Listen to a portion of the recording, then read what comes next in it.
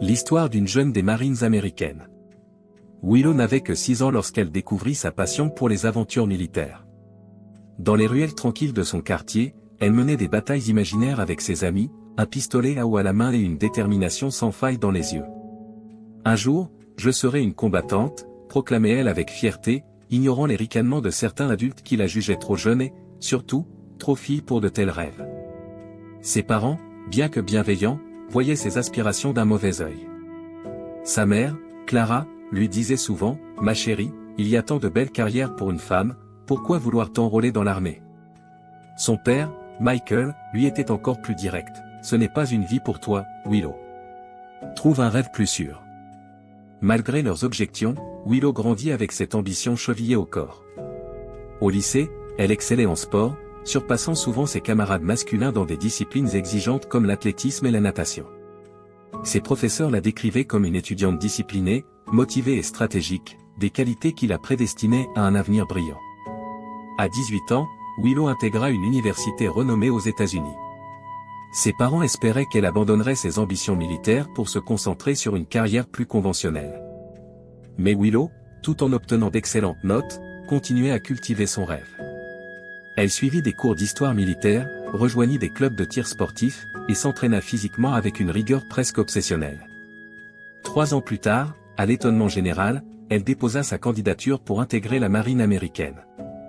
Lorsque Willow entra dans le bureau du directeur des recrutements, elle ressentit une tension palpable. L'homme, un colonel aux tempes grisonnantes et à l'air sceptique, la fixa longuement avant d'éclater de rire.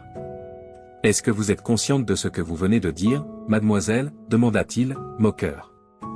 Willow, sans se laisser déstabiliser, le regarda droit dans les yeux et répondit fermement, « Oui, monsieur. J'en suis pleinement consciente. » Intrigué, le directeur examina son dossier et fut surpris de voir ses résultats. Ses performances sportives étaient exceptionnelles, et son parcours académique était impressionnant. Il la fit passer par les étapes habituelles, tests physiques, examens médicaux, vérification du casier judiciaire. 3 semaines plus tard, Willow revint avec tous les résultats en main. Tout était en règle. Le directeur, bien qu'encore surpris, valida sa candidature et l'informa qu'elle devait se présenter au camp militaire dans 3 mois. Lorsqu'elle rentra chez elle ce jour-là, Willow trouva ses parents dans le salon. « Salut, papa. »« Salut, maman. »« Je vais dans ma chambre, » dit-elle, tentant d'éviter toute confrontation. Mais sa mère, Clara, l'interpella. « Attends, ma chérie, où étais-tu ce matin ?» Willow, mal à l'aise, répondit, « Chez une amie, maman. » Son père, cependant, sentit qu'elle mentait. Le jour fatidique arriva lorsque la lettre officielle de la marine confirma son recrutement. Michael, comme à son habitude, alla chercher le courrier. Lorsqu'il lut la lettre, il entra en colère. « Willow » cria-t-il en entrant dans la maison. Elle descendit de sa chambre, inquiète. « Qu'est-ce qui se passe, papa ?» demanda-t-elle. Michael, furieux, lui brandit la lettre sous le nez. « Qu'est-ce qui se passe ? Tu oses demander ?»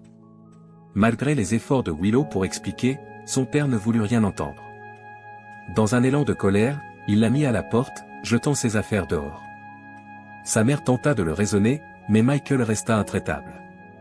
Les larmes aux yeux, Willow ramassa ses affaires et quitta la maison.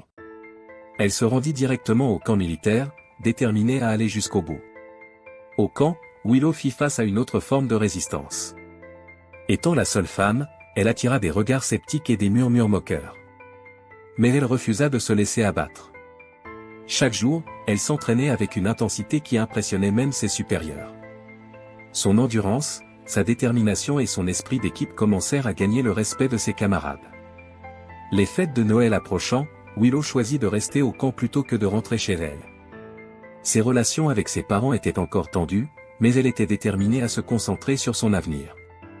Après cette année d'efforts acharnés, elle obtint enfin son diplôme de soldat officiel, devenant une pionnière parmi les femmes dans la marine.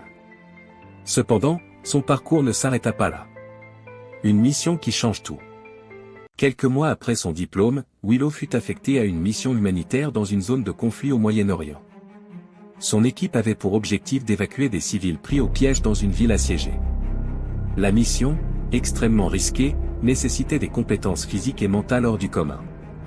Willow, en tant qu'officier, prit les commandes avec aplomb. Au cours de l'opération, son équipe tomba dans une embuscade. Willow, blessé à l'épaule, continua à diriger ses hommes avec une détermination inébranlable. Grâce à son leadership, ils parvinrent à évacuer les civils et à sortir de la zone de combat en minimisant les pertes. Cet acte de bravoure valut à Willow une médaille d'honneur et une reconnaissance nationale. Une réconciliation inattendue. La médiatisation de ses exploits atteignit son ville natale, et ses parents virent pour la première fois leur fille sous un jour nouveau. Un soir, alors qu'elle était encore en convalescence, Willow reçut un appel. C'était son père. « Willow ? C'est papa. Je voulais te dire que je suis fier de toi. Et je suis désolé pour ce que je t'ai fait subir. Je me suis trompé, et j'ai laissé mes peurs prendre le dessus sur ma confiance en toi. » Willow sentit une boule se former dans sa gorge. Ces mots, qu'elle avait espéré entendre depuis des années, semblaient irréels. « Papa. Ça signifie beaucoup pour moi. Mais il faut que tu saches que, malgré tout, je t'ai toujours aimé. » Ils parlèrent longtemps cette nuit-là, partageant des souvenirs, des regrets et, surtout, un nouvel espoir pour leur relation.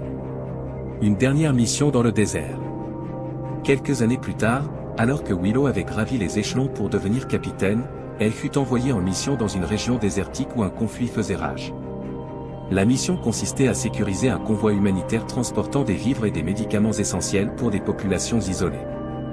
Willow, connue pour son courage et sa capacité à gérer des situations complexes, dirigeait l'opération. Cependant, le désert, avec ses dangers imprévisibles et son terrain hostile, devint le théâtre d'un ultime affrontement. Son équipe fut surprise par une attaque coordonnée d'un groupe armé. Willow, fidèle à elle-même, resta en première ligne, guidant ses hommes avec une précision et un sang-froid exemplaires. Mais, dans la confusion du combat, une explosion frappa leur position. Gravement blessée, Willow refusa d'abandonner. Elle coordonna l'évacuation de ses camarades, assurant leur sécurité jusqu'au dernier instant. Quand les renforts arrivèrent, ils découvrirent une scène déchirante. Willow, allongée sur le sable, avait succombé à ses blessures, mais pas avant d'avoir sauvé la vie de nombreux soldats et civils. Un héritage impérissable. La nouvelle de sa mort provoqua une onde de choc. Les hommages affluèrent de toutes parts, saluant une héroïne qui avait donné sa vie pour ses idéaux. Ses parents, brisés par la perte, trouvèrent du réconfort dans le fait que leur fille avait accompli ce qu'elle aimait le plus.